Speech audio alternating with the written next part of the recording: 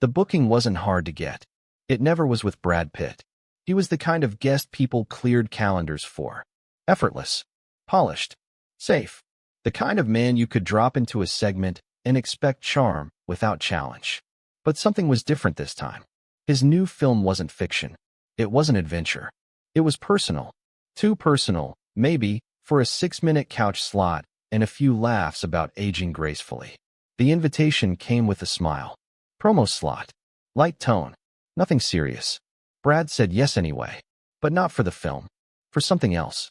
When he walked into the studio, he didn't bring a publicist. No assistant. No layers of prep. Just him. Tan coat. Open collar. And a kind of stillness that didn't feel staged. Jimmy Kimmel was already warming up the crowd. Tight jokes. Midterm commentary. A dig at celebrity wellness routines. Then the pitch changed. All right, folks. Our next guest is someone who's been famous longer than some of you have been alive. Laughter. He's won awards, broken hearts, and, let's be honest, probably aged better than your favorite skincare influencer. More laughter. Please welcome Brad Pitt. The curtain pulled. The applause rose. Brad walked out slowly. Not slow with hesitation. Slow like someone not rushing to fit the frame. He shook Jimmy's hand once. Then sat. Jimmy smiled. Brad Pitt, everybody. Applause again. Brad looked at him. Didn't smile back. Didn't offer a thank you. He said, "You ever get tired of talking like that?"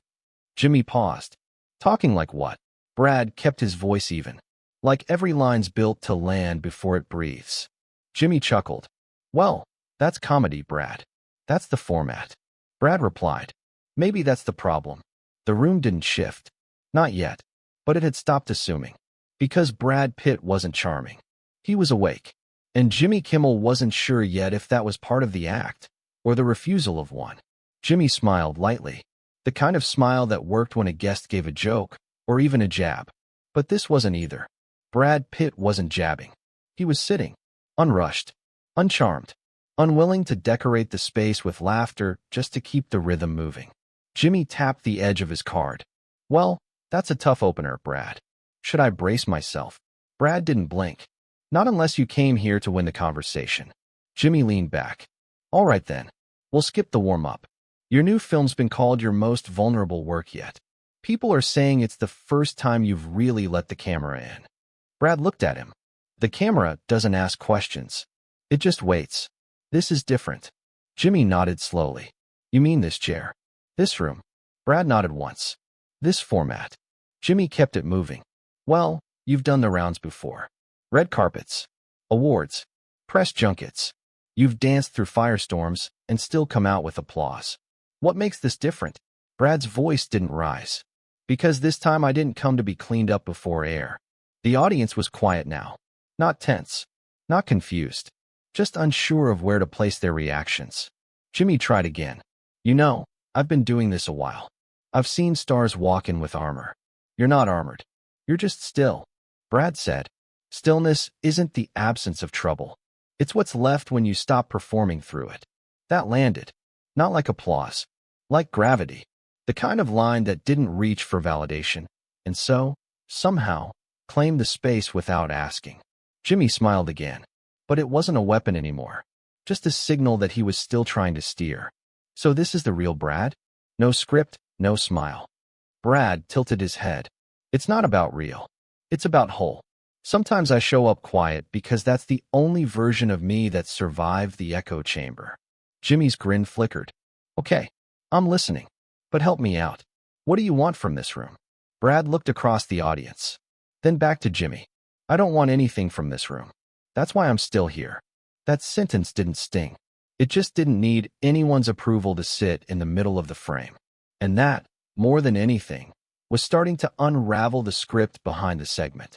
Jimmy looked down at his cue cards. He had flipped past 3 without reading a word. The rhythm was gone. Not because Brad Pitt had broken it. Because Brad had never stepped into it. Jimmy tried anyway. All right, let's talk legacy. You've been in this business for over 30 years. Blockbusters. Oscars. Tabloids. What do you think people misunderstand about you the most? Brad replied without pause. That I kept smiling because I was fine. The audience didn't react. Not with shock. With silence. Because there's a kind of honesty that doesn't ask to be celebrated. It just holds the space until no one can pretend it isn't there. Jimmy nodded. You're saying the performance went beyond the screen. Brad looked at him. I'm saying some performances are survival. And we get so good at them, we forget we're allowed to stop. Jimmy adjusted in his seat.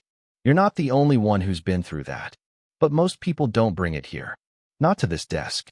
Brad shrugged. Then maybe the desk needs to change. That sentence didn't accuse. It didn't sting. But it cut. Because it wasn't angry. It was precise. Jimmy looked at the audience. They were quiet. Not disengaged. Focused. The kind of focus that doesn't come from applause. It comes from seeing someone who didn't shrink to fit the frame. Jimmy pushed again. Is this you being provocative? Or just deliberate? Brad replied. It's me not flinching when the room expects me to make it comfortable again. Jimmy smirked softly. That's a hard ask in this line of work. Brad looked down, then back up. Maybe we've been working the wrong lines. The camera stayed wide. The crew didn't shift. The director didn't cut to commercial. Because everyone in the room, from the stage lights to the back row, had felt the temperature change. And no one was sure whether this was still a segment or something more honest than the format had words for. Jimmy Kimmel had been through rough segments before. Guests who rambled. Guests who froze. Even the occasional walkout. But this wasn't that. Brad Pitt hadn't lost the room. He had just taken it somewhere it didn't know how to follow. And the audience? They weren't bored. They weren't confused. They were quiet. Jimmy leaned in. You know, I invited you here to talk about the film. But I feel like we're talking about something else. Brad didn't smile. We are. Jimmy waited. No punchline came. He asked, Want to tell me what it is? Brad looked him in the eye. The cost of being easy to watch. Jimmy sat back. The sentence hit differently. Because it wasn't dramatic. It was patient. And it had waited longer than the format allowed. Jimmy tried again. Let me ask you directly. Are you angry? Brad shook his head. No. I'm tired. And the tired ones usually make people the most uncomfortable. A small murmur moved through the audience. It wasn't reaction. It was realization. Jimmy looked at the band. They weren't ready with the next cue. Because even they knew, the next note might break something that shouldn't be interrupted. Jimmy exhaled. You realize this isn't what people tuned in for. Brad said. That's the point. They tuned in expecting the version of me that keeps the machine running. He paused. I stopped bringing him. The room was silent. Fully now. No shifting. No laughter. No clapping to fill the pause. Just presence. And presence doesn't ask for applause. It simply won't leave until the space tells the truth. Jimmy Kimmel looked down at his hands. Then up at Brad. This was still his show. His desk. His audience. His rhythm. But it didn't feel like his room anymore. He spoke softly. You know, we script these segments. Not word for word, but tone. Energy. Laughs. You're not fighting it. But you're not following it either. Brad didn't move. That's because I'm not here to be framed. Jimmy tapped his pen once. A gesture more nervous than firm. You've done this chair before. You've laughed. You've told the stories. You've danced around the mess. Brad answered. That version of me knew how to protect your format. I stopped asking why it needed protection. A few audience members shifted. Not away. Toward. Like leaning in without knowing they were doing it. Jimmy glanced toward the control room. The cue for commercial was up. But he didn't take it. He looked back. You're not blaming me, are you? Brad said. No. I'm reminding you that this room was never built for people who stop smiling. Jimmy tried again.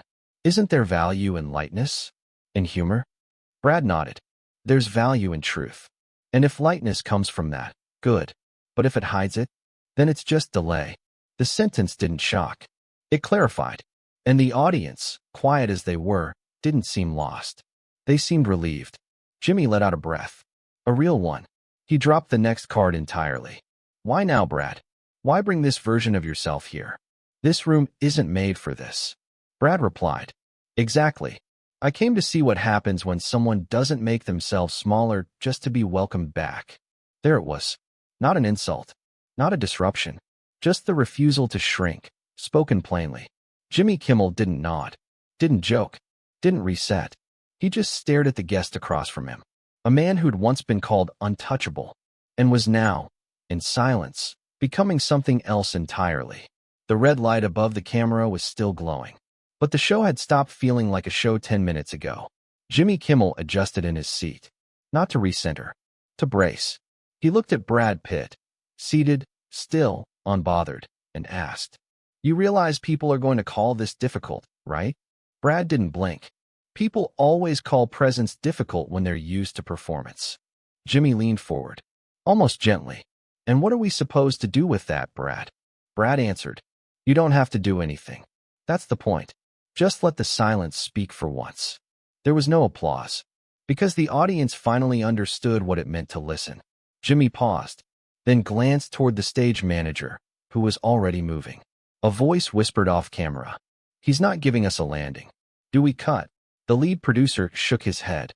"No, we don't interrupt what we didn't build." Jimmy looked back at Brad. "Well, it's your moment. Anything you want to say before we wrap?" Brad stood slowly, not in defiance. In finality. He buttoned his coat, looked at Jimmy, then out at the audience. "You've heard me perform for 30 years.